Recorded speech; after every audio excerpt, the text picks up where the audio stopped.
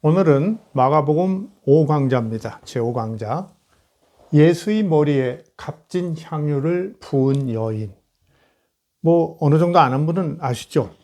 300데나리온이라 되는 1데나리온이 그 장정 한 명의 일일 품삯이라고 그래요. 요새로 말하면 한 10만 원쯤 되겠죠? 300데나리온이면 3천만 원이네요. 그렇죠? 3천만 원이나 되는 1년 연봉에 해당되는 정말 장정의 연봉에 해당되는 만한 그런 향유를 예수님의 머리에 그걸 깨가지고 옥합을 깨서 머리에 부었어요. 아주 유명한 사건이죠. 그러니까 이제 그 다른 사람들이 막 또 뭐라고 했죠. 아니 그거 왜 그 비싼 걸 그러냐? 그 가난한 사람들 위해서 쓰는 게 낫지. 왜 그렇게 쓸데없이 그 과한 소비를 하느냐? 막 이렇게 책망하고 그런 이야기가 있죠. 그런데 예수님이 말렸죠. 그러면서 그냥 둬라. 가난한 사람들은 너희들한테 있는데 늘 같이 있는데 나는 이제 가니까 내 장례를 준비하는 것이다. 그 여인의 행동은 아주 기억될 것이다. 이런 그런 이야기입니다. 이 이야기 어떨까요? 그 당시 가난한 여인이 무슨 신분도 드러나지 않았어요. 부잣집인지 가난한 집인지 알 수 없는 그런 여인이 한 3천만 원이나 되는 옥합을 깨트려서 그 나드향, 인도에서 되게 수입했다고 그러는데 그 비싼 외국에서 수입한 그 향유를 예수님의 머리에 뿌렸다는 사실. 사실일까 아닐까? 왜 이렇게 자꾸 그런 걸 의심하느냐 이렇게 생각하는 분도 있겠지만 만만치 않은 거죠. 물론 돈 많으신 분들은 더 비싼 것도 요새 날은 쓰는지 모르겠지만 당시로서는 상당히 이게 놀라운 일이었던 거죠. 그러니까 이제 다른 사람들도 문제 삼고 그러는 내용들이 있는 겁니다. 그래서 오늘은 이 예수님이 이제 돌아가시기 전에 며칠 안 남겨두고 이렇게 베다니 마을에서 한 이름 없는 여인, 이름이라도 있으면 이제 제가 덜 의심할 텐데, 생각해 보세요. 그렇게 대단한 일을 했는데 성경에까지 기록되어 있는데 그 여인의 어떤 신분이나 이름이 전혀 안 나와요. 다른 여인들 많이 나오잖아요. 그렇죠? 신약성경에도 막달라 마리아도 나오고 살로메도 나오고 많이 나오는데 마르다도 나오고 많은 여인들이 나오는데 이렇게 대단한 일을 했다고 성경에 이렇게 특별히 기록되면서 복음이 전하는 곳에는 이 여인이 행한 일을 전할 것이다. 이렇게까지 특별히 기술해 놨는데도 불구하고 그 여인이 누구인지 그 여인의 이름이 누구인지 이건 없단 말이죠. 그러니까 역사학자로서는 당연히 좀 의심스러운 바가 이게 떠오르게 됩니다. 더군다나 그 마가복음이 이제 AD 71년경에 썼다고 저는 보는데 마가복음 뒤에 있었던 마태복음에는 똑같이 나와요. 그대로. 한 10여 년 후에 있었던 한 85년경에 기록됐다고 보이는 마태복음에는 그대로 다 나옵니다. 그런데 거의 같은 때 나왔던 누가복음에는 완전히 다른 얘기로 바꿔서 나와요. 그렇기 때문에 너무 좀 다르죠. 그러다가 이제 요한복음에 더 한 10여 년 후에 이제 마태나 누가보다도 더 10여 년 후에 나온 그 요한복음에는 구체적인 사람의 인물이 나옵니다. 그러면서 내용은 이렇게 절충한 것 같은. 그래서 이 기사가 왜 이렇게 변하고 이러는 건가 이것도 좀 살펴보면서 일단은 이 이야기의 사실성을 한번 주목해 보고요. 그 다음에는 중요한 거죠. 마가복음을 지은 마가가 이 이야기를 왜 이렇게 편성했을까? 좀 허술하게라도 이렇게 편성한 이유는 뭘까? 그러면서 이게 만약 혹시 사실이 아닐 경우라면 어떻게 이렇게 대담한 이렇게 구성을 이렇게 했을까? 기술을 했을까? 이런 문제를 한번 생각해 보는 거죠. 이건 이제 마가복음의 어떤 전체적 역사성, 마가라는 사람이 마가복음을 지을 때, 저술할 때 어떤 마음으로 저술을 했는지를 이제 살피는. 제가 이제 먼저도 얘기했죠. 이 복음서, 특히 이제 마가복음 같은 경우는 사실과 신앙, 믿음이 아주 교차하고 있다. 그래서 우리가 그것을 가리는 일이 쉽지 않다. 그래서 역사적 예술을 연구하는 일은 매우 어려운 일이었고, 그렇기 때문에 그 위대한 신학자들은 포기하는 그런 경우들이 있었다, 이런 말씀을 드렸어요. 오늘 이 기사도 뭐 많은 사람들이 건드리는, 다루는 내용인데, 이렇다 할 뭐 해석이 없어요. 제대로 된. 뭐 도올 김영옥 선생 같은 사람도 보니까는 뭐 그렇게 대단한 그 특별한 내용이 없고, 이렇게, 뭐 이것저것 그냥 말씀하시는데, 한번 제가 역사적으로 이걸 한번 조금 밝혀보겠습니다. 뭐 당신 말이 100% 맞냐? 이렇게 하면 제가 대답하기 좀 어렵습니다만은, 역사학에서는 이렇게 접근하고, 특별히 저는 여러 가지를 이제 종합적으로 상당히 오랫동안 공부하면서 이런 이해를 좀 했다. 이걸 좀 오늘 밝혀보겠습니다. 자, 마가복음 14장 3절로 갑니다. 예수께서 배단위 나병 환자에 한센병 걸리신 나병 환자 시몬의 집에서 식사하실 때 한 여자가 매우 값진 향유 곧 순전한 나드 한 옥합을 가지고 왔으니 그 옥합을 깨트려 예수의 머리에 부으니, 머리에 부었어요. 그것도 좀 기억해야 합니다. 다른 사람들은 대개 발에 부어요. 밑에는 기사가 바뀌면서. 머리에 부으니 어떤 사람들이 화를 내어 서로 말하되 어찌하 이 향유를 허비하는가? 이 향유를 300데나리온 이상에 팔아. 300데나리온도 아니고 300데나리온 이상에 팔아 가난한 자들에게 줄 수 있었겠도다 하며 그 여자를 책망하는지라. 예수께서 이르시되 가만두어라. 그가 내게 좋은 일을 하였느니라. 가난한 자들은 항상 너희와 있으니 아무 때라도 원하는 대로 도울 수 있거니와 나는 너희와 항상 함께 있지 아니하리라. 곧 돌아가실 것을 이렇게 말씀하셨을 때니까요. 그는 힘을 다하여 내 몸에 향유를 부어 내 장례를 미리 준비하였느니라. 장례를 준비해 줬다고 그랬어요. 미리 준비하였느니라. 이 여자가 어떻게 알고 장례를 미리 준비했죠? 제자들은 아직도 믿지도 못하는데, 죽는다는 얘기가 뭔가, 다시 산다는 얘기가 뭔가 몰라요. 자, 이렇게 예민하게 보이는 겁니다. 열심히 그렇게 탐구하다 보면 이렇게 보여요. 내 장례를 미리 준비하였느니라. 처음 보는 여자, 이름도 모르죠. 아는 사람이 어떻겠어요? 살로메가, 아니면 막달라 마리아가 매우 값진 향유를 가져왔다. 뭐 이렇게 하겠죠. 그러면서 이 내 사랑하는 여제자가 내가 장차 죽을 것을 그래도 유일하게 알고 이런 준비를 해왔구나. 이거 대단한 값진 건데, 너희들한테는 미안하지만 내가 이걸 받겠다. 이렇게 얘기할 수 있겠죠. 근데 좀 달라요. 그렇죠?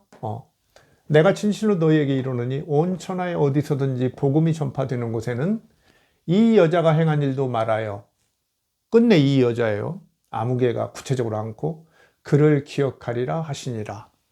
근데 여러분 어떻게 이 기사에 여러 가지 특징이 좀 있어요. 문제가. 보세요. 장소는 정확하게 얘기했어요. 예수께서 배단위 나병 환자 시몬의 집에, 어디서 밥 먹은 집, 거긴 분명히 밝히는데, 아니 3천만 원짜리 향유를 부어준 여자는 이름을 끝내 안 밝혀요. 그냥 이 여자가 행한 일로 그를 기억하리라. 온 천하에 어디서든지 복음이 전파되는 곳에는 이 여자가 행한 일, 우리가 지금 전해 듣고 있죠? 말하여 그를 기억하리라 했는데, 행한 일은 말했는데 그를 기억하려면 이름까지도 말씀하시지. 그렇죠? 그냥 소란하고 바빠서 못 알아봤나? 아이고, 3천만 원짜리 향유를 기부한 여인의 이름을 못 알아보다. 그렇게 그 당시에 바빴나? 한번 생각해 볼 필요가 있죠. 근데 그 뒤에는 바로 그 기사는 아니지만 10절에는 이런 기사가 있어요. 마가복음 14장 10절.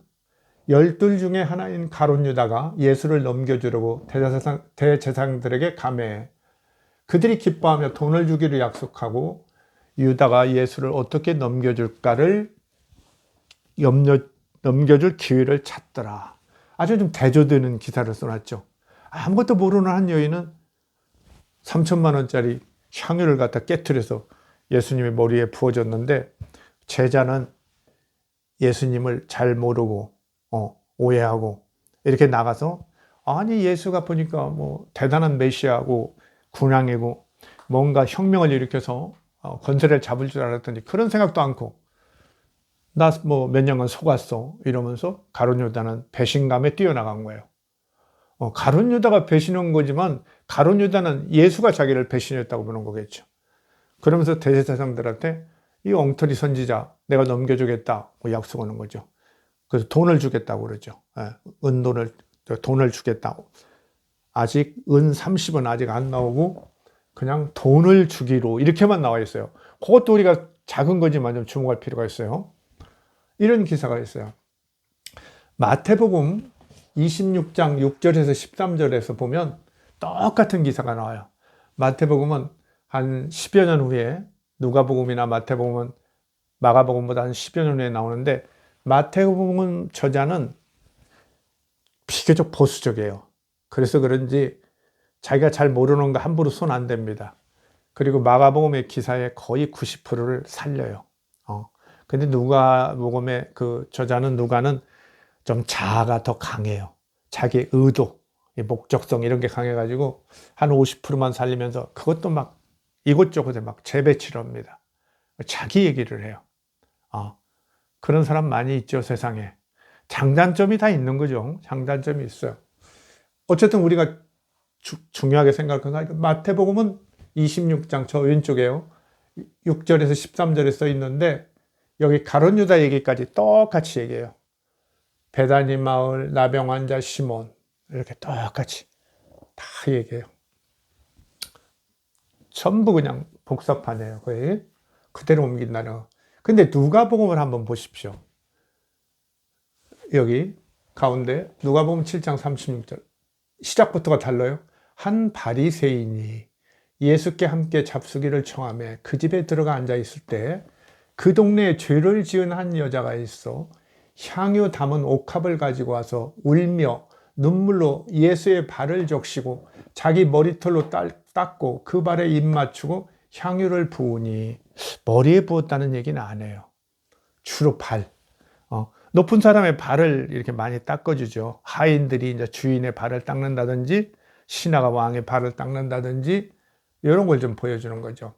그리고 자기 머리털로 얼마나 존경을 드러내는 거죠. 발을 닦아주는 거예요. 내 머리가 당신의 발 밑에 있습니다. 이걸 이제 그런 그 존경하는 자세를 보여주는 거죠. 그러면서 향유를 부으니, 머리에 부었다는 얘기도 아니고 그냥 할건 부었어요. 발에 부은 것 같이 느끼죠. 보세요. 근데 저기는 나병 환자 시몬이고 여기는 그냥 한 바리새인이라고 바뀌었어요. 뭔가 좀 다른 얘기가 있었던지, 아니면 누가복음의 저자가 이걸 연문을 하면서 나병 환자 시몬의 집, 나병 환자 집에서 밥을 먹었을까? 이게 좀 문제가 되죠, 사실. 유대 율법에 의하면 어때요? 이게 유대 율법을 마가가 잘 모르는 거죠, 사실. 진짜 나병 환자가 현재도 진행 중이라면 거기서 같이 밥을 먹고 그럴 수 없잖아요. 그렇죠? 따로가 살해하고 그러니까. 근데 나섰나? 우리가 그런 생각을 할 수 있겠죠. 나병 환자로 앓다가 나은 사람 시몬인가 이렇게 생각하는데, 제가 볼 때는 누가는 그런 걸 조금 알아채가지고 그랬는지, 아니면 자기가 뭐가 하려고는 얘기하고 맞지 않아서 그랬는지 한 바리새인이라고 그냥 또 바꿔버렸어요. 어떤 바리새인? 어떤이에요? 여기는 시몬이라는 사람이 구체적으로 나왔었는데, 자,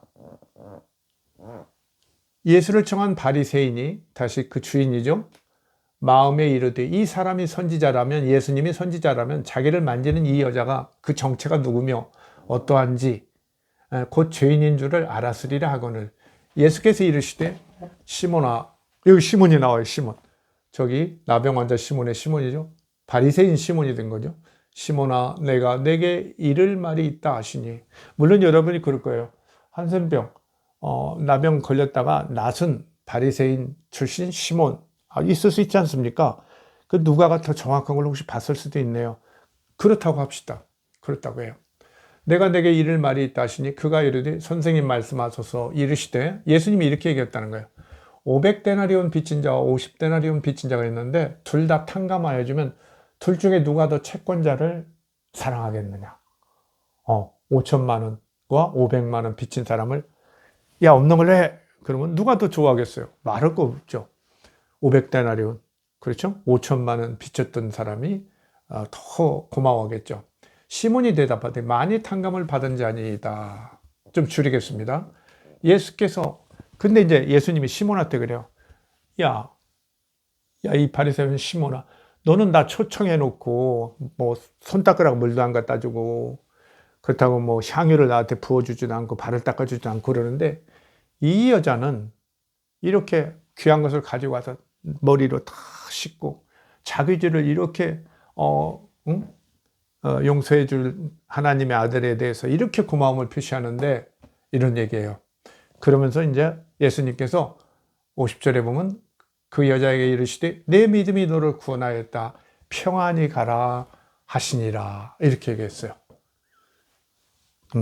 그게 이제 믿음으로 나갔어요. 믿음으로. 전혀 지금 다른 얘기로 갔어요. 위에는 그야말로 장례를 준비했다고 예수님이 분명히 말씀하셨는데, 여기는 장례 얘기는 안 나오고 죄 많은 여인이 자기 죄가 용서되니까 너무 고마워서 이런 일을 했다. 그러니까 다시 한번 예수님이 너 죄를 다 내 믿음이 너를 구원했으니까 평안히 가라. 이렇게 위로해가지고 구원을 선포하면서 보냈다. 이런 얘기예요. 근데 8장 1절에 바로 이어지는데요.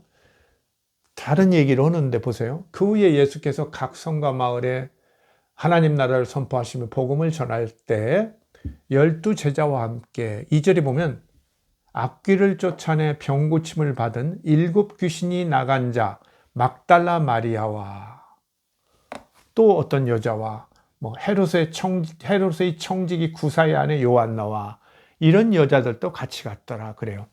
그래서 앞에 그 여자가 악귀를 쫓아내 병 고침을 받은 7 귀신이 나간 자 막달라 마리아라고 꼭 지정한 건 아니지만, 지목한 건 아니지만, 왠지 그 연결 관계로 볼 때는 이 여자가 이렇게 7 귀신을 걸렸다가 쫓아낸 막달라 마리아일 가능성이 있지 않을까? 그런 생각을 우리에게 던져주죠. 여기 이렇게 생각을 하고 요한복음으로 가보는 거예요. 한 10여 년 후에 나온 요한복음. 마가복음으로 보면은 한 몇 년입니까? 25년 정도 뒤니까 상당히 뒤죠. 자, 요한복음 12장 1절에는 같은 내용인데 이렇게 표현해 있어요. 6월절 엿새 전에, 이건 뭐 괜찮다고요. 베다니에 이르시니, 베다니, 예수께서 죽은 자 가운데서 살리신 나사로가 있는 곳이라. 나사로라고 청년 나사로 있죠. 죽은데 나흘이나 됐는데 나사로야 나오라. 그러니까 막 그 옷을 그냥 수의를 뜰뜰 마른 채 나왔다는 그 나사로, 냄새 났던 나사로. 나사로의 그 동네예요. 그 집이에요. 그래서 예수를 위하여 잔치를 할 때 나사로 동생이 살았으니까 예수님 오시니까 너무 기뻐서 누나들이 잔치를 합니다. 마르다는 일을 하고, 우리 잘 알죠. 부지런한 마르다와 그냥 얄밉게 예수님 말씀만 듣는 마리아, 그 얘기예요. 마르다는 일을 하고 나사로는 예수와 함께 앉은 자 중에 있더라. 마르다는 그냥 부엌에서 열심히 요리하고, 나사로는 이제 예수님 맞아서 같이 앉아있는 사람들 중에 있더라, 이런 말이죠. 그런데 마리아는 봐요. 마리아, 동생이죠. 마리아는 지극히 비싼 향유, 곧 순전한 나드 한 근을 가져다가, 이게 나와요, 지금. 이 마리아는 지극히 비싼 향유, 곧 순전한 나드 여기 나왔죠. 순전한 나드. 여기는 한 옥합이라고 했는데 여기는 한 근이라고 했어요. 가져다가 예수의 발에 붓고, 머리에 붓지 않아요. 예수의 발에 부서요. 누가복음을 거쳐서 지금 요한복음에서 이렇게 확실하게 보여주는 거예요. 나드 한 근을 가져다가 예수의 발에 붓고 자기 머리털로 그의 발을 닦으니 향유 냄새가 집에 가득하더라. 진동하겠죠. 제자 중 하나, 이제 구체적으로 나와요. 예수를 잡아줄 가룟 유다가 말하되, 누가복음에 이 마가복음에도 이미 가룟 유다가 슬쩍 나왔죠. 나왔는데 뭐 구체적으로 연결은 바로 안 시켜줬거든요. 근데 여기는 이제 그걸 연결을 시켰어요. 제자 중 하나, 예수를 잡아줄 가룟 유다가 말하되 이 향유를 어찌하여 300데나리온에 팔아 가난한 자들에게 주지 아니하냐 하니, 이렇게 가룟 유다가 말하는 것은 가난한 자들을 생각함이 아니요 그는 도둑이라, 도둑놈이야. 돈꾀를 맡고 있는데 거기 넣는 것을 훔쳐감이라. 그러니까 그것을 그냥 돈으로 줬으면 돈꾀에 넣고 가다가 자기가 그냥 수시로 훔쳐갈 텐데 아까워했기 때문이다. 이렇게 지금 해석을 했어요. 어때요? 마가복음과 누가복음을 잘 합쳐서 그 다음에 좀 얘기를 만들었죠. 그 여자가 누군가 궁금하잖아요. 제가 아까 그랬잖아요. 도대체 그렇게 대단한 일을 했는데 그 여자는 모른단 말이죠. 궁금하니까 여기부터 약간 누가복음에서 조금 뭔가 좀 막달라 마리아, 7귀신 들린 막달라 마리아하고 혹시 연결시켜 볼 수 있을 만한 것처럼 이렇게 암시를 했는데 지금 요한복음에 와서는 완전히 자신만만하게. 그래서 생각해 보세요. 나사로, 동생 나사로를 살려줬고, 그렇죠? 너무 고맙죠. 그 다음에 귀신 들린, 7귀신 들린 자기를, 그 귀신들을 쫓아줬고, 너무 고맙죠. 그래서 3천만 원이 뭐냐. 그 일생의 재산 전부겠죠, 아마. 그럴 것 같아요. 가난한 사람들이라면. 내 인생의 정말 재산 전부를 팔아다가, 지금 나드 양을 한 옥합을 사가지고 예수님을 발에 붓고 지금 발에 붓고 그걸 머리털로 닦아서 아주 자기가 얼마나 예수님을 숭배하는지 그걸 지금 보여주고 있다는 거죠. 너무 감사해서 참 감사하겠죠.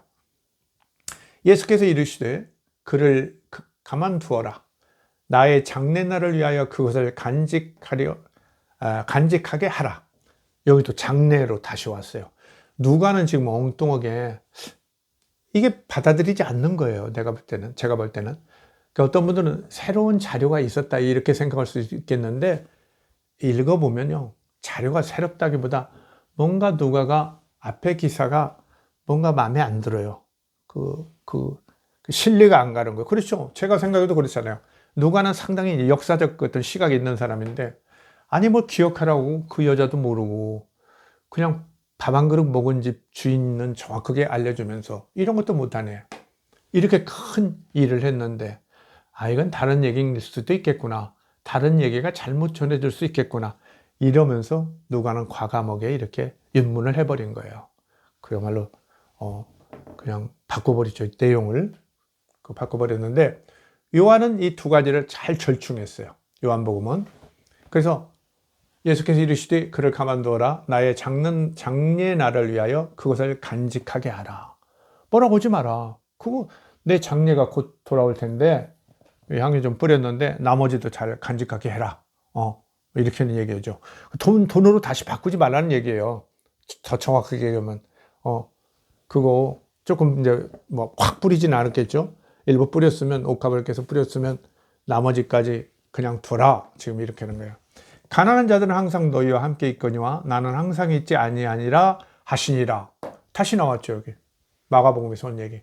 그렇죠? 가난한 자들은 7절 항상 너희와 있으니 아무 때라도 원하는 데 도울 수 있거니와 나는 너희와 항상 함께 있지 아니하리라. 그랬어요. 어때요, 여러분? 이거 뭐 역사학자가 아니라도 만약에 이렇게 세 가지 기사를 이렇게 나란히 놓고 보면 여러분도 그럴 거예요. 이거 진짜 좀 보이네. 그럴 거예요. 더군다나 저같이 이 역사 어떤 사료 그 비판을 계속 해오면서 강의를 했기 때문에 강의를 많이 들으실 분은 그럴 거예요. 그렇구나. 이 얘기가 이렇게 변화해서 가서 여기에서 이렇게 같이 조합이 됐구나. 그래서 이렇게 그럴듯한 얘기로 하는구나. 우리가 생각하면 그러네. 마리아는 너무 고마웠겠네. 그렇죠? 7귀신 들렸을 그런 그 가능성이 있고 특히 이제 자기 동생을 이렇게 살려줬으니까 얼마나 이게 참 고마울 거예요. 그렇죠? 그러니까 이렇게 마리아는 나드 한 근이나 되는 정말 300데나리온이 넘는 이런 그 옥합을 깨뜨려서 예수님에게 이 향유를 붓고 머리로 닦고 이런 모습을 보였을 게 아니냐 이런 거죠. 이런 거란 말이죠. 그러니까 아이고 참 합리적이고 그럴듯하다 이렇게 되는 거죠. 그래서 우리가 이렇게 보면 이제 요한복음에 와서 모든 것이 다 찾아지고 앞뒤가 맞았네 이렇게 될 수가 있어요. 그런데 정말 그런 걸까? 제가 말씀드렸죠. 이렇게 그 마가복음은 아무래도 첫 번째 건데 그것조차도 문제는 있겠지만 마가복음은 나름대로 그렇죠? 베드로랄지 그 최초의 예수의 어떤 신앙이나 부활의 증인급들 그런 사람들이 제법 있을 때 그들과 접촉한 사람이란 말이죠. 그러면서 자기가 이제 무슨 그 로마군의 개선식에서 뭔가 하나님의 정말 엄중한 그런 역사하심, 그 현연함을 이제 깨닫고 다시 한번 신앙을 확신하면서 신앙에 넘치고 있지만은 그 증인들의 어떤 증언이나 이런 것을 상당히 의식하는 면도 있었다. 이런 얘기 했죠. 그래서 어떻게 되느냐. 고치기는 고치되 그렇게 함부로만 고치는 건 아니다. 이런 얘기도 했어요.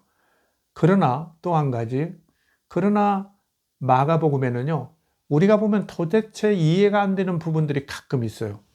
저는 바로 이 구절도 그렇다고 봐요. 어때요, 여러분? 그 제자들이나 뭐 이렇게 가까운 사람들, 뭐 옆에 따라다니는 여자분들이나 이런 분들 아무도 준비하지 않았는데, 그냥 뭐 어느 집에 그 나병 환자 집에서 밥 먹고 있는데 한 여자가 불쑥 와가지고 3천만 원짜리 옥합을 깬단 말이죠. 그 등을 머리에 부어요, 예수님의. 여성이 예수님의 머리에 향유를 붓는다, 기름을 붓는다. 대단한 거죠. 원래 이 머리에 향유를 붓는다는 것은 이스라엘에서 뭐예요? 왕, 그렇죠? 제사장, 특별한 일부 선지자들을 임명할 때 그게 메시아네요. 기름 부음 받은 자. 기름을 붓거든요. 향유를 붓는데 그냥 이름 없는 한 여인이 와가지고 덜컥 예수님한테 아무 이유도 없이 머리에 향유를 붓는단 말이죠. 그것도 3천만 원짜리. 뭐 요새야 뭐 어쩌다 돈 많으신 분들은 뭐 그저 그렇다고 생각할지 모르지만 가난한 당시 사회에서 유대인 사회에서 생각해 보면 얼마나 이게 민중 사회에서 대단한 돈이겠어요. 그 다들 그냥 이구동성으로 아니 그걸 왜 그렇게 쓰느냐. 그거 팔면 정말 뭐 수백 명이 막 며칠을 마음껏 먹을 텐데 뭐 이러고 나온 거죠. 그게 무슨 짓이냐 막 이러고. 그런데 지금 예수님이 아니라 이 기사들은 한결같이 예수의 장례를 준비하기 위해서 한 여인이 튀어나온 걸 지금 말하고 있는 거예요. 제가 전 지난번에도 말씀드렸죠. 그 아리마대 요셉이라는 그 사내들인 공의회 의원이 있는데 그 사람이 뭐 예수도 모르고 그러는데 하나님 나라를 기대하고 있던 사람인데 그 사람이 갑자기 나와서 예수가 죽었는데 제자들은 다 도망갔는데 그 아리마대 요셉이 정말 뜬금없이 나와가지고 예수의 시체를 달라고 빌라도에게 얘기했다는 거죠. 그러면서 그 시신을 받아가지고 자기 가족 무덤, 바로 그 가까이 있는 가족 무덤에 예수를 모셨다. 이렇게 나온단 말이죠. 이것도 뜬금없죠. 이것은 이제 그 이사야서에 그 어떤 그것을 보여줄 만한 예시할 만한 내용이 있기 때문에 거기서 이제 그 힌트를 얻은 사람들이 사실은 이렇게 기사를 적어 넣은 것이다. 지어 넣은 것일 가능성이 매우 높다. 아니면은 그 기사에서 어떤 힌트를 받은 사람들이 민담으로 말하던 것을 마가가 그렇게 적어 넣었을 가능성이 있다. 이런 말씀 드렸어요. 바로 저는 여기서도 그렇다는 거죠. 이 마가 지금 하나님의 어떤 존재함, 현존함에 확신을 얻고 예수 그리스도가 하나님의 아들 그리스도라는 것을 확신을 다시 한번 얻은 이 마가가 지금 이 기사를 쓰는데 조금 알 수 없는, 메워지지 않는 그러니까 쉽게 말하면 자료가 없는 그런 내용들이 있거든요. 근데 꼭 넣어야 할 것이 있어요. 뭐를 넣어야 하냐, 지금 예를 들면 여기서 지금 문제가 되는 것은 예수님이 지금 죽음을 계속 예언하고 그러죠. 본인 스스로 내가 죽고 부활할 것이다 이러는데 제자들은 다 몰라요. 그게 뭔 말인가. 모른단 말이죠. 심지어 나중에 가서 막 나 죽게 생겼습니까? 같이 기도하자고 마지막에 갔는데도 제자들은 잠만 안 자요. 이러는 상황에서 어떻게 되느냐. 그 하나님의 아들 그리스도가 정말 이렇게 세상에 다 몰라보고 알아보지를 못해요. 왜? 너무 세상과 다른 출중한 인물이기 때문에, 출중한 존재이기 때문에 그러겠죠. 너무 세상과는 다른 정말 특별한 존재이기 때문에 사람들이 세상이 못 알아보는 거예요. 근데 너무 외롭죠, 지금. 근데 지금 죽음을 향해 가요. 마가는 다 알고 있죠. 예수님이 부활하신 거 이런 걸 자기는 믿는 사람이니까. 그러니까 예수의 그런 하나님의 아들인 예수. 정말 하나님이 어떻게 써요? 세례 받을 때 어떻게 써요? 우리가 마가복음 1장에 보면 세례 받고 이렇게 물에서 올라올 때 성령이 하늘로부터 막 내렸죠. 예수님한테. 그러면서 너는 내 사랑하는 아들이다. 내가 너를 기뻐한다. 이러면서 예수가 하나님의 아들이고 정말 이 세상에 만유의 왕임을 선포했는데, 그리고 나중에 조고에서도 그랬죠. 이렇게 이제 그 변화산에서 그랬죠. 예수와 엘리야와 모세가 이렇게 몸이 변해서 만날 때도 하늘에서 그랬죠. 예수는 나의 아들이다. 그의 말을 따르라. 막 이러고 그런다고 그러죠. 이렇게 하는 것처럼 마가는 그렇게 확신하는 거예요. 마가는 그렇게 확신하면서 자기가 하나님의 아들을 확신했기 때문에 사람들이 모르지만, 자기 자신도 몰랐지만 하나님께서는 계속 그가 하나님의 아들이 틀림없으니까 이런 어떤 소리로서 아니면 행위로서 이런 예비하심으로써 이렇게 예수를 이 세상에서 이미 하나님의 아들인 것을 이렇게 보여주셔 왔다고 보는 거죠. 바로 여기서도 그런 거예요. 그 신앙에 의해서 하나님께서 이런 예비하심이 있었을 것이다. 어떻게 하나님의 아들을 그냥 두드려 맞고 십자가에서 죽고 제자들은 다 도망가고 너무 비참한 상태. 물론 그 순환의 비참함이 대단히 그 위대함을 또 반증하는 면도 있지만 그 순환을 뚫고도 하나님의 어떤 그 사명에 순종했다 그래서 우리가 떠받들고 있는 거지만 그래도 너무 아닌 거죠. 이 고대인이고 신앙인이고 그러니까 예수를 이렇게 세상 사람들은 모르지만, 그렇죠? 귀신 들린 사람들이 자꾸 하나님의 아들이라고 외치고 그랬죠. 그 다음에 이렇게 하나님께서는 정말 알게 모르게 이렇게 어떤 사람들을 보내셔서 이 어떤 한 여인을 지금 보내셔서 이런 일을 했다는 것을 이렇게 써놓은 것 같아요. 너무 사실처럼. 저도 얼마 전까지는 그런 생각을 못 했는데 요새 이렇게 여러 가지 이렇게 더 좀 공부를 하면서 이런 생각들이 이렇게 떠오르면서 마가복음이 좀 상당히 정리가 됐는데 한번 보세요. 제가 아까 얘기는 좀 했지만 조금 더 보태보면 이런 거예요. 나병 환자 시몬의 집에서 밥 먹었다는 게 뭐 그렇게 중요합니까? 그렇죠? 진짜 이게 300데나리온짜리 한 여자가 가져왔으면 어디서 오셨냐? 이름은 뭐냐? 충분히 얘기할 만하죠. 그렇죠? 다른 여인들도 살로메니, 막달라 마리아니, 마리아니 막 얘기가 많이 되는데 안 물어봤겠어요? 근데 끝내 이름이 없어요. 이름이 없어요. 그러면서 그 여자가 행한 일은 말해지며 그를 기억하리라 이런 얘기까지 했는데 그 여자 이름도 말을 해야죠. 고대인들은 이름이 곧 존재다 이렇게 생각을 했어요. 이름을 매우 중시해요.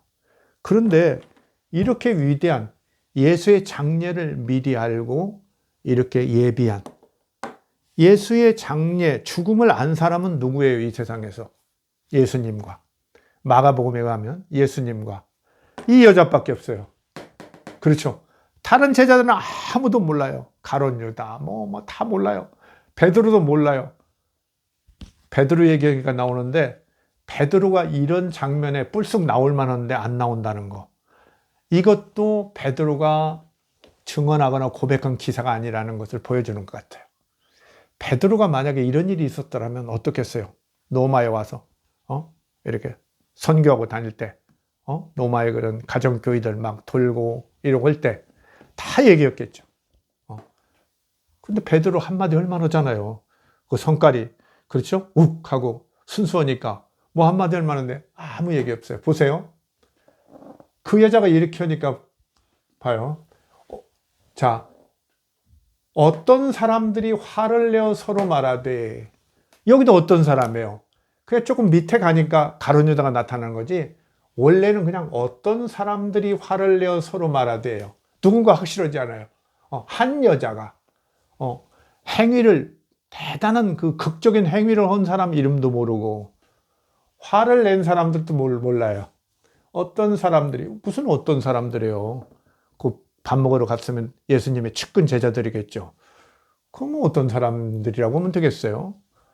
어떤 사람들이 화를 내어 서로 말하되 이렇게 된단 말이죠. 그러면서 끝내 얘기 없어요. 더군다나 내 몸의 향유를 보고 내 장례를 미리 준비하였느니라. 어떤 분들은 그냥 마가복음 이런 거 주석이나 강해를 보면은 이 여인이 얼마나 훌륭하냐. 저도 옛날에는 그랬어요. 한 10년 전에. 참 훌륭하다. 어떻게 예수님의 그런 돌아가신 걸 알았을까? 영감이 뛰어났을 것이다. 이런 생각을 했는데 그게 아니에요. 이건 마가의 작품이에요. 제가 볼 때는. 베드로한테 들은 얘기도 아니에요. 베드로가 들었으면 구체성이 더 좀 나타났을 거예요. 안 나타나요. 그리고 베드로도 불쑥 좀 나타날 만한데 안 나오고요. 그래서 어떻게 장례를 알고 이 여자가 준비했겠는가? 딱 하나예요. 여러분 중에 조금 영적인 어떤 영성 같은 것에 상당한 어떤 그 축적이, 수련이 있는 분들은 조금 알만한 그런 문제이기도 하고 알 거예요. 아, 저분은 특별한 계시를 받았든지, 그렇죠? 특별하게 예수에 대해서 연구에 무슨 그 관심을 갖고 지속적으로 관심해서 알아차렸든지, 더 심하게 하면 하나님께서 보낸 존재일 수도 있던 거죠. 근데 저는 역사학자고 이런데 그런 것까지는 믿어지지는 않고, 제가 설명해낼 수 있는 합리적인 방법은 바로 이건 마가의 영성에서 나온 것이다. 마가복음을 지은 마가의 영성에서 나온 것이다. 하나님께서 자기 그 아들의 이 땅에 보낸 아들의 너무 그야말로 처절한 외로움, 어려움, 순환 이 속에 하나님께서는 그 아들이 뻔히 죽어가지만 그건 막지는 않고, 그건 전체적 하나님의 어떤 경륜에 관한 것이기 때문에 막지는 않고, 그 아들을 위로하기 위해서 그 아들을 모르게 이렇게 보냈다. 그러니까 마가의 마음으로는, 마가복음을 지금 마가의 마음으로는 예수님은 하나님께서 이 여인을 보내서 내 장례를 준비하는구나, 이걸 알아차렸다고 생각할 수가 있어요. 그래요. 근데 마가복음에는 그게 그렇게 제대로는 잘 안 나왔지만 사실 내용상으로는 그렇단 말이죠. 어떻게 한 여인이, 아무 관계도 없는 여인이 그걸 알았겠어요? 제자들 옆에서 그렇게 몇 번 설명해도 모르는데, 아무도 모르는데 그 여인이 어떻게 알았겠냐고. 아무 이름도 모르는 여인이. 이게 가능한 얘기예요. 이게 신앙 안에서 있을 수 있는 얘기란 말이죠. 어떤 영적인 것을 생각해 보는 사람들은 한번 해볼 수 있는 얘기란 말이죠. 하늘에서 그녀에게 계시를 뭔가 보냈을 수도 있다. 그 여인은 순종하는 마음으로 이렇게 왔겠구나. 이렇게 해석할 수 있다는 거죠. 그 결국은 이건 사실은 아니구나. 왜? 어떻게 하냐? 누가복음이나 이런 데 보면 알 수 있다는 거죠. 여기는 보세요. 나병 환자 시몬도 아니고 바리새인 시몬으로 바뀌고, 그렇죠? 죄 많은 여잔데 이렇게 하면서 죄를 용서받아서 이렇게 고마워서 이렇게 이 여인이 했는데, 또 발밑에다 뿌려요. 머리에다 얹고 발밑에다, 발에다. 왜? 어떻게 여자가 감히 남 모르는 여인, 죄 많은 여자가 거룩하신 예수님의 머리에 향유를 붓냐 이거예요. 있을 수 없는 일이다 이런 거죠. 마가가 생각하는 이 높은 영성, 하나님께서 당신의 아들의 장례를 준비하는데 왕의 위신에 맞게, 왕의 채통에 맞게. 하나님의 아들이 왕이지 뭐예요. 그렇죠? 너는 내 아들이다. 내가 너를 기뻐한다. 그게 어느 때 쓰는 거예요? 시편에서. 왕을 임명할 때 쓰는 거예요. 왕의 대관식, 메시아를 임명할 때거나. 그러니까 하나님께서는 자기 아들 예수 그리스도를 왕으로 임명한 거예요. 드러내놓고 뭐 임명장을 보여주는 것도 아니죠. 뭔가 확실한 무슨 그 표적을 달라고 그러니까 그건 없다고 그러잖아요. 그러나 당신의 확신 속에 그건 있는 거죠. 주의할 거. 역사적 예수가 진짜 그랬냐? 그건 아니에요. 저는 아니라고 생각해요. 그러면 누가 그런 생각을 하고 있느냐? 마가복음을 지은 마가가 그런 생각을 하고 있는 거예요. 아시죠? 그거 착각하면 안 돼요. 그러니까 많은 분들이 역사적 예수를 연구하는데 혼란을 겪고 있는 게 뭐냐면은, 진짜 예수가 생각한 것과 복음서의 저자가 생각한 것과, 아시겠어요? 제자들이랄지 일반 사람들이 생각한 것들이 다 다룰 수 있는데 그걸 예민하게 분석을 하지 못하는 거죠. 거기에 혼란이 오니까 에이 막 이러면서 뭘 이걸 어떻게 알아? 알 수 없어. 이렇게 나올 가능성이 매우 큰 거예요. 그래서 그건 주의해야 합니다. 제가 얘기하는 건 지금 마가의 영성에서 나오는 예수의 장례 준비를 하나님께서 이렇게 그냥 이름모를 어떤 여인을 보내서 이렇게 했다. 아니 그렇게 갑자기 보내서 합니까? 아까 그걸 생각해보란 말이죠. 아리마대 요셉, 말도 안 되는 얘기죠. 국가보안법으로 걸려 죽었는데 우리나라 국회의원이 북한하고 관계됐다고 해서 처벌을 받은 어떤 그 죄인을 자기 집안 무덤에 묻어준다. 이게 가능한 얘기겠어요? 안 된단 말이죠. 그거 불가능한 얘기예요. 근데 그게 어떻게 된 거냐? 아까 얘기했죠. 이사야에서 나온 그런 예언적인 노래를 참고해서 암시를 받아서 힌트를 얻어서 사람들이 혹은 작가가 저자가 그렇게 생각해낸 거예요. 그러면서 그 사람은 어떤 생각을 했겠냐?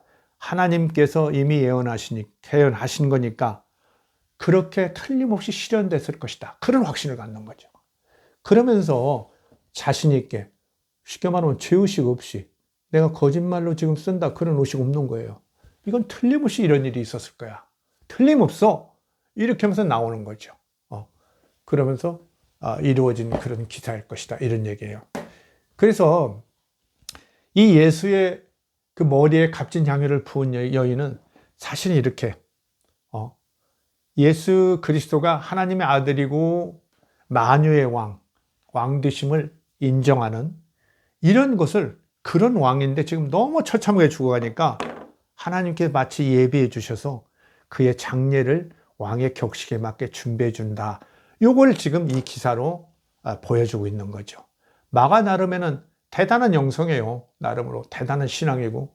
그런데 누가는 아주 역사적이고 현실적인 사람인데 이렇게 좀 잘못 바꿔놨어요. 너무 현실주의적인 사람이기 때문에 예수의 장례를 위해서 하는 이런 하나님의 특별한 어떤 그런 그 행위다.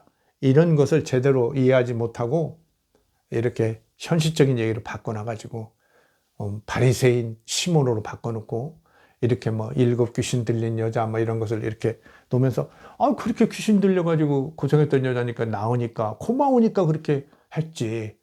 큰 어떤 혜택을 받으니까 그렇게 300데나리온짜리를 깨뜨렸지. 이런 얘기를 이제 바꿔놔 버렸단 말이죠. 근데 이제 요한복음은 나름대로 이제 절충을 했는데 장례 이건 또 살렸어요. 나름의 영성이 마가와 통하는 면이 있는 거죠. 장례는 이제 살려놨죠. 근데 이제 요한복음 가면은 더 뒤에 가보면 19장에 가면은 니고데모도 나타나요. 예수님한테 그 요한복음 3장에 보면은 니고데모라는 바리새인이 있었죠. 관원이 있었는데 나와가지고 그러죠. 그 사람이 예수님 거듭나는 것이 무엇입니까? 막 이런 거 물어보죠. 그 사람이 예수님을 계속 좋아했던가 보죠. 이 사람이 모략과 침향을 한 100리트라나 가지고 와가지고 100리트라는 약 32kg이에요. 이 모략과 침향이 굉장히 비싼 건데 이걸 한 32kg을 가져와가지고 그 향을 예수님의 몸에 차곡차곡 채워가지고 왕처럼 세마포를 입혀서 그 아리마대 요셉의 무덤에 묻었다고 그러죠. 근데 이 세마포라는 것도 우리가 그렇게 가볍게 볼 게 아니에요, 사실은. 세마포는 원래 제사장이 입는 속옷에 쓰는 그런 전문적인 아주 고운 배예요. 아마로 만든 고운 배, 가는 배. 옛날로 가면 가는 배 짜기가 굉장히 어렵잖아요. 그게 세마포가 비싸거든요. 그게 제사장이 입는 옷이에요. 그리고 이제 심지어 물론 귀족이나 뭐 부자들도 덜어 입는데 원래 제사장이 입고요. 더군다나 아주 그 의례적인 걸로서 중요한 것이 있는데 1년에 한 번 있는 대속죄일날. 대속죄일날은 대제사장만 지성소에 들어갈 수 있어요. 그렇죠? 성소 안에는 매일 들어가지만 지성소에는 1년에 대속죄일에 한 번만 들어가거든요. 그 휘장을 열고 들어가서 야훼 하나님을 부르고 그 이제 피 같은 거 이렇게 해서 제사를 지내는 건데 그때 지성소에 들어갈 때는 일반적인 그런 그 대제사장의 의복, 그 정식, 그 의복, 그걸 안 입어요. 세마포 옷만 입고 들어가요. 그때는. 아마 하나님 앞에 그 뭔가 번쩍번쩍하는 자기의 지위를 나타내는 옷을 입고 들어가기는 그렇겠죠. 그렇죠? 지성소니까, 신이 있다고 생각하는 곳이니까 거기에 들어갈 때는 이렇게 세마포만 입고 들어갔죠. 그래서 예수님이 세마포만 입고 나중에 이렇게 무덤에 이렇게 장례를 지내는 것이 바로 이런 왕이나 대제사장으로서의 어떤 위상, 이걸 갖춰서 제사 지내는 걸 보여주는 거예요. 그래서 오늘 우리가 일반적으로는 아주 재밌는 얘기고 신기한 얘기이기도 한 이 예수의 머리에 값진 향유를 부은 여인은 사실 마가의 머릿속에서 나왔을 가능성이 매우 높다. 그러면서 마가는 이렇게 정말 너무나 참 외롭고 그 처절한 순환 속에 있는 하나님의 아들, 아무도 알아보질 못해요. 베드로도 잘난 척 그러지만 아무도 실제 예수가 마가의 생각이 그런 거예요. 하나님의 아들님을 알아보지 못하니까 그 정말 외로운 길을 가는데 하나님께서 이렇게 알게 모르게 이렇게 한 여인을 보내서 이렇게 아들의 죽음을 준비했다. 그걸 여기에 보여준 거예요. 근데 이걸 여태까지 제대로 아는 분이 별로 없는 것 같아요. 여러분들이 한번 살펴보세요. 제가 볼 때는 제가 그 마가가 그 로마에서의 그 개선식에서 뭔가 신의 어떤 그 존재함에 대한 어떤 확신을 다시 얻은 다음에 이렇게 그 신앙이 다시 불붙고 확실해지면서 이렇게 용기 있게 정말 신앙이 꺼져가고 있는 상황이 있고 얼마나 어려웠겠어요. 그죠? 그냥 로마가 계속 어려움에 처하고 유대민족은 또 망하고 그 순환은 앞으로 계속될 가능성이 높잖아요. 그게 제가 옛날에 마가복음 공부를 할 때 제가 지금 책을 여기 바로 꽂혀 있는데 빼기는 그러네요. 거기에 보면은 어떤 그 학자가 그랬어요. 사실은 유대 전쟁사에 있는 그렇죠? 로마군의 개선식을 상당히 의미 있게 봤어요. 근데 그때 이제 마가복음의 저자도 거기 있었을 가능성이 매우 크다. 로마에서 있었을 가능성이 높다는 건 일반적인 그런 학설이니까. 그런데 그분은 뭐라고 했냐면 그 마가복음의 저자 그 마가가 그 상황을 보면서 무엇을 걱정했을까? 이렇게 갔어요. 무엇을 걱정했을까? 이렇게 갔단 말이죠. 그러면서 그 마가복음의 저자 마가는 앞으로 이 유대가 이렇게 망하고 이렇게 로마가 그 유대 사람들을 다 멸망시킨 이 상황에서 앞으로 유대교는 물론 유대교의 일파인 그리스도교에 대한 탄압, 이런 것들이 엄청나게 진행되겠구나. 그동안 이제 너무 억압을 받아왔고 순환을 당해왔기 때문에 그걸 걱정해서